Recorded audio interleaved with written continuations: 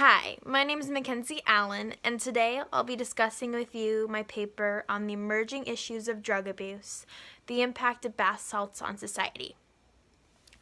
My proposal was how a new drug of abuse, methadone, which is a synthetic cation, is being sold as bath salts, as well as the effect it has on the youth that take this. The synthetic drug use has been on the rise across the nation in recent years. I was interested in this topic due to how it's portrayed in the news and the stories that are connotated with it. For example, you probably heard about the story of how a guy randomly attacked and maimed a homeless man's face in Miami, Florida. Now, although this was back in 2012, no one, at least me, hadn't heard of the term bath salts or even that this was a drug that people could use. When I heard bath salts, I thought of, the Epsom salts you put in your bath. Now, obviously, that's kind of naive, but it really wasn't aware to me that this was a drug people could use. And so, this was really interesting because people thought, okay, this guy must have been high on bath salts, but obviously it was later proven that he in fact wasn't.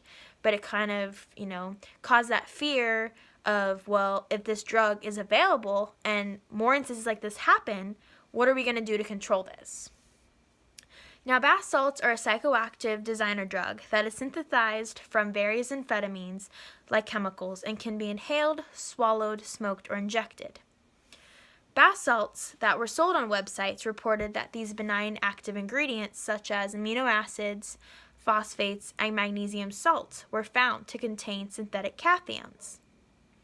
Now, cation comes from the plant Catha indulus, which has naturally occurring beta-ketone amphetamines. These are typically sold as plant food, but are also sold as bath salts. The creation of cation dates back to the 1920s, as it was first used as an antidepressant. The only legal derivative of cation is ibuprofen, which is used for antidepressants as well as smoking cessation.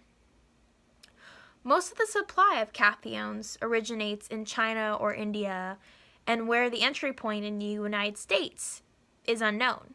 Therefore, it hasn't really been discovered of, well, the drugs are coming from here, but how is it getting into the U.S.? These synthetic cations usually appear in a white or off-whitish powder form that is usually supplied in either small plastic containers or even smaller plastic baggies. Initially, local hospitals had averaged one admission per day due to the synthetic cation usage, but once it was kind of restricted in the fall of 2011, it was reduced down to once per week. In 2012, the Synthetic Drug Abuse Prevention Act was passed to ban them at a federal level. Now, from this legislation adding a number of these synthetic compounds to Schedule 1 of the Controlled Substances Act, this changed things. And due to them doing this, it was discovered and later addressed that a loophole in the 1986 Analog Enforcement Act had limited its impact to substances that were indeed intended for human consumption. Now, you might wonder, well, how does this have relevance? Well, the producers of bath salts labeled their products as not consumable for human consumption, so therefore they kind of bypassed the legislation on this 1986 act.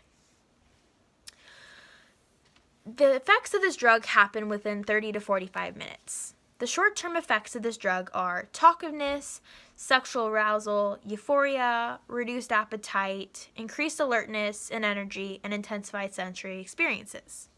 Some physical side effects are chest pain, erratic behavior, dilated pupils, confusion, and increased heart rate. Now, along with this physical, there are some psychiatric side effects, which are aggression, paranoia and delusions, psychosis, self-injurious behaviors, and visual and auditory hallucinations. Now, the internet has emerged as a new marketplace for new psychoactive substances and has thereby played a major role in providing information on acquisition, synthesis, extraction, identification, and substance use. These new psychoactive substances have completely modified the drug scene and the current landscape of addiction. The use of bath salts from a medical viewpoint does provide some facts as to helping with depression, but the chance of becoming addicted and the possibility to have permanent damage from taking these drugs poses too great a risk, at least in my book. If a safe legal version of bath salts is to be made for human consumption, extensive research will have to be done. I hope you enjoyed my paper.